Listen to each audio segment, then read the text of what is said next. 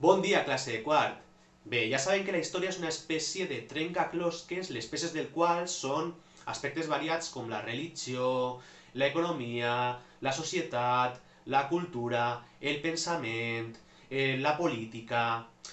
És difícil comprendre, tindre una bona visió de la història sense reparar, encara que siga un poc, en cada un d'aquests aspectes. És més, si ens posem a analitzar cada aspecte per separat, necessitarem utilitzar la resta d'aspectes, agafar informació de la resta d'aspectes per a comprendre cada un d'ells. Val?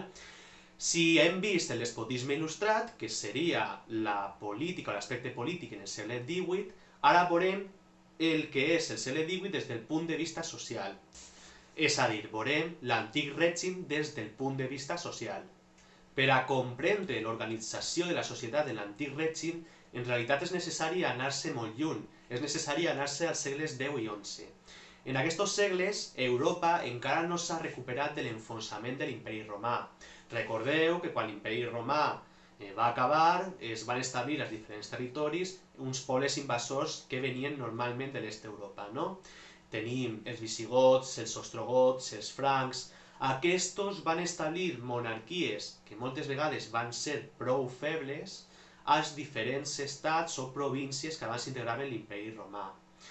Als segles X i XI n'hi ha un problema, que són les invasions dels segons invasors, que són els musulmans, els vikings i els hongaresos. El rei no té poder per a fer front a aquests invasors. I a qui recorre? Recorre a qui pot, que són les persones que estan armades, els militars, és a dir, la noblesa, el que després serà la noblesa. Les ciutats s'han quedat deshabitades, la gent es refugia en xicotets nuclis rurals, i en cada nucli rural o feu s'establirà un noble amb una guarnició que tractarà de protegir a les persones que habiten en aquest nucli. A canvi, els camperols donaran una part de les collites, una part dels beneficis que trauen de la terra als nobles. L'Església tindrà la funció de defensar espiritualment l'ànima de la resta.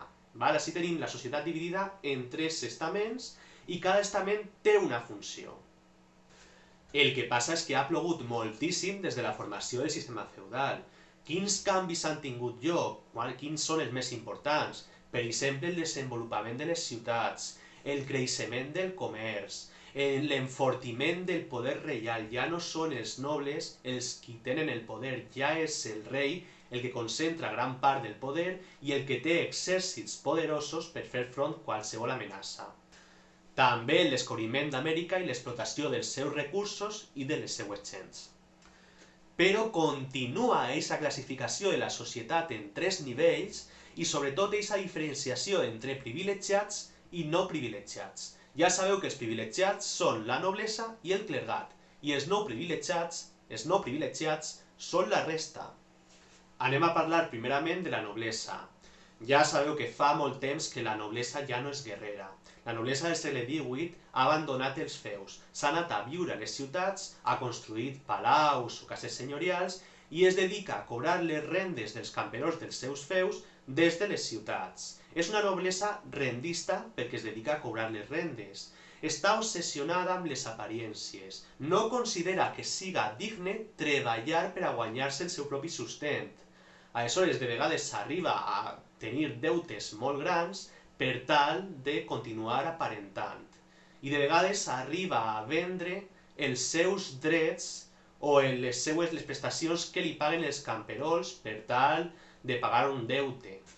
Això el que ha produït és una gran polarització d'aquesta classe social. Tenim per una banda l'alta noblesa, la noblesa que té una situació privilegiada millor i una situació econòmica també millor, en la qual podríem dividir al seu torn entre la noblesa cortesana, la que rodeja el rei i la que ocupa els càrrecs més importants de l'administració reial, i la noblesa latifundista, que és la que té grans extensions de terres perquè han anat concentrant les terres que han anat venent en la resta de nobles i la que té un poder econòmic molt fort. Habitualment parlem dels mateixos, són els mateixos els que són grans latifundistes i després aconsegueixen que els seus fills o que ells mateixos arriben a ocupar llocs importants en l'administració del rei. I per altra banda, està la baixa noblesa.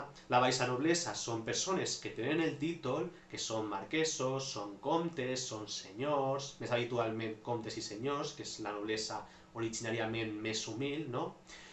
Tenen el títol, però de vegades estan realment en la ruïna i no poden fer front als seus deutes, no poden ja ni tan sols aparentar. Alguns d'aquestos contrauran matrimoni amb els membres de la burgesia per tal de compensar aquesta situació. Ara després veurem el que és la burgesia. Passem a l'altra classe privilegiada, que és el clergat. La situació del clergat és paral·lela a la de la noblesa, però amb una diferència molt important. Els membres del clergat tenen la promesa d'obediència, de pobresa i de castetat. Això vol dir que no poden mantenir una relació sentimental amb una altra persona, que no poden casar-se i que no poden tindre fills. I si tingueren fills, no serien fills legítims, m'enteneu? Val. Aleshores, els càrrecs no són hereditaris i els béns que acumula l'Església tampoc són hereditaris, es queden sempre en la mateixa institució, en la institució eclesiàstica. Aquesta institució, l'Església, té un poder econòmic immens, concentra terres, concentra propietats, concentra edificis, concentra objectes valuosos. Però a banda de tindre un poder econòmic molt potent, també té un gran poder d'influència social, sobretot als nuclis rurals, on controla completament la vida de la gent, els matrimonis, els batejos, anar tots els diumenges a missa, etc. L'Església té una influència social molt important, més als pobles que a les ciutats, però també a les ciutats té molta influència. A més, controla institucions clau, com per exemple l'educació. Quasi tota l'educació està en mans de l'Església o de les institucions religioses. També l'assistència social. L'Església fa aquesta tasca de caritat, de sostenir als pobres, etc. I, a més, en determinats països compta amb institucions per a la repressió de la dissidència religiosa. La més evident és la Inquisició espanyola, que va estar vigent fins al segle XIX. Si dins de la classe social de la noblesa distingíem dos nivells, no? L'alta noblesa i la baixa noblesa, ja sabem que els primers eren més privilegiats i tenien una millor posició econòmica que els segons. En el cas de l'Església hi ha una situació també paral·lela. Tenim d'una banda l'alt clergat i d'altra banda el baix clergat. L'alt clergat són les principals autoritats de la institució, els bisbes, els rectors, els arquebisbes, etc. I el baix clergat són els llocs més humils dins de l'Església, no? Els sacerdots dels pobles o dels barris, els monjos, les monges, etc. Normalment, els membres de l'alt clergat són persones que procedixen de l'alta noblesa, són els segons fills o les segones filles. I els membres del baix clergat són persones procedents o bé de la baixa noblesa o bé de l'estament dels no privilegiats. Finalment passem a l'estament dels no privilegiats. L'estament més gran pel que fa al nombre de persones que el componen, aproximadament més del 90% de la població de cada estat, i també més divers perquè la situació és molt variada depenent de quin grup social formes dins d'aquest estament, dels no privilegiats. Dels no privilegiats, la gran majoria són llauradors. Encara que les ciutats s'han desenvolupat des de la baixa edat mitjana, la societat continua sent eminentment rural. La majoria de la gent viu a nuclis de població xicotets. La situació dels llauradors pot ser molt variada. Existeixen llauradors lliures, que són els que no han de pagar cap impost a cap senyor, que tenen les seues terres, diguem, com si foren propietat privada. Però la gran majoria estan subjectes al règim senyorial, és a dir, han de pagar al senyor. Això pot variar molt en funció dels territoris, inclús dins d'un estat, dins de diferents territoris d'un estat, pot variar molt.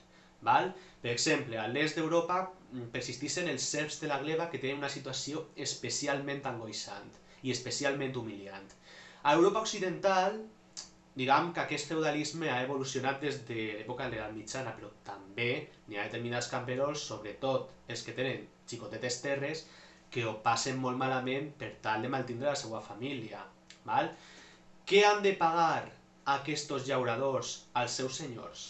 Els llauradors han de pagar, per una banda, els drets territorials. Els drets territorials són els que es lliguen al fet de que ells estan treballant els masos. les terres que el senyor els proporciona i a canvi han de donar-li una part de la collita. Això es materialitza en les primícies, que són els primers fruits de la terra, el cens, que és l'impost, diguem, més gran, que és aproximadament un 30% de la collita, també han de pagar el del l'església, etc. Però és que a banda el senyor té el senyoriu jurisdiccional, és a dir, l'autoritat que ell exercís dins del seu feu li dona el dret a cobrar també altres impostos. Per exemple, per l'ús del molí o per l'ús del pont, els monopolis. No poden els camperols utilitzar un molí que no siga el del senyor o creuar per un pont que no siga el del senyor i han de pagar una taxa cada vegada que fan ús d'aquests serveis. Val? A banda també està que el senyor administra la justícia, el senyor és el jutge dels camperols. Clar, aleshores si té un conflicte en ells, ja sabeu com es va resoldre, va guanyar sempre el senyor. Val? I també pot fixar determinats impostos o determinades taxes. En l'època de l'Alta Edat Mitjana existien impostos especialment humiliants o prestacions especialment humiliants, com us sonarà el dret de pernada o drets pareguts. Aquests, a l'edat moderna i sobretot al segle XVIII, en Europa Occidental, majoritàriament han desaparegut. S'han anat substituint o bé per prestacions, per el pagament d'altres impostos, o bé han desaparegut. Continuem dins dels no privilegiats, però abandonem els pobles i anem-nos cap a les ciutats. A les ciutats anem a distingir en tres nivells. Val? Per una banda, estan les capes de pobresa d'una ciutat, que poden ser els criats, els que duen a terme oficis molt mal pagats, també la construcció, per exemple, directament els captaires o els vagabunds. Totes aquestes persones formarien les capes més baixes de les ciutats. I la seva subsistència en gran mesura dependria de la caritat de l'Església. Després tenim un grup intermig, que recordem que estem en un món preindustrial. Tenim els artesans, que són els que desenvolupen un ofici i ho fan atenent a les estrictes restriccions dels gremis. No és fàcil arribar a ser artesà i no és fàcil arribar sobretot a ser mestre artesà. En les capes més altes, els mestres artesans poden equiparar-se més o menys als professionals liberals, és a dir, els metges, els professors, els que treballen d'alguna manera per a l'administració reial, com per exemple els recaptadors d'impostos, etc. Aquests tindrien una situació relativament tranquil·la, una situació més o menys de benestar. En qualsevol cas, el grup més important dins dels no privilegiats o que contribuirà a canviar més les coses des del plànol polític o el plànol de les idees serà la burgesia. La burgesia va sorgir a la baixa edat mitjana, als segles XII i XIII, lligada al desenvolupament de les ciutats i al desenvolupament del comerç. Val?